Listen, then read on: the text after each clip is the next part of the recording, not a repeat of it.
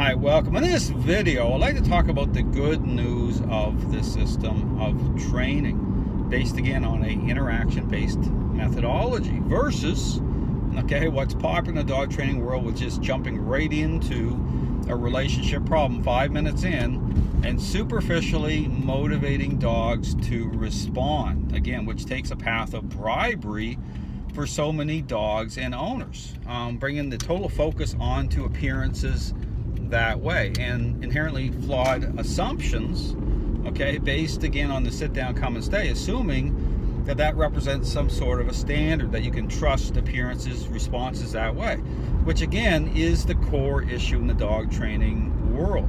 Again, I talk about the role of influence, I talk about interaction based influence. You hear so many terms used in the dog training world trying to define what influence is by way of corrections, punishment, discipline.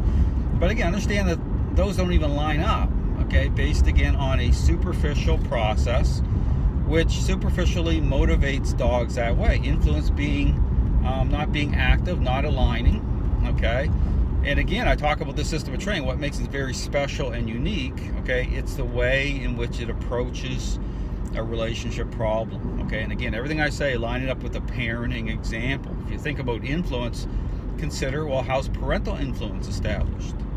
In terms of, again, interacting with. So all the language I use, that's the same type of language, themes that are present by way of parenting, the authoritative parenting style, not authoritarian, You hear, you see this kind of over the top stuff. Well, understand that doesn't line up either.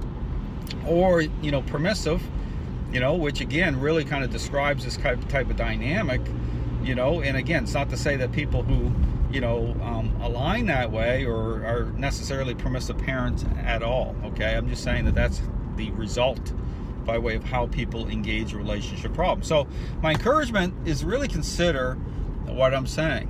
I'm here to help dogs and owners. The dog training world is in the state that it's in for a reason. You see this back and forth. You see this infighting now amongst balanced dog trainers, even arguing over devices, devices being banned. Understand all that confusion is all part of what's happening by way of this idea. It's all symptomatic. There's no accidents or coincidences. It just appears that way. Again, if you're focused on appearances, if you're not understanding how the dots connect, the depth as to both the process and what's happening. But again, my encouragement to dog owners looking for answers is check out my website. I put out lots of great information. I talk through this issue. I help point people towards not just the real problem but the solution by way of a interaction based approach. Thanks for watching.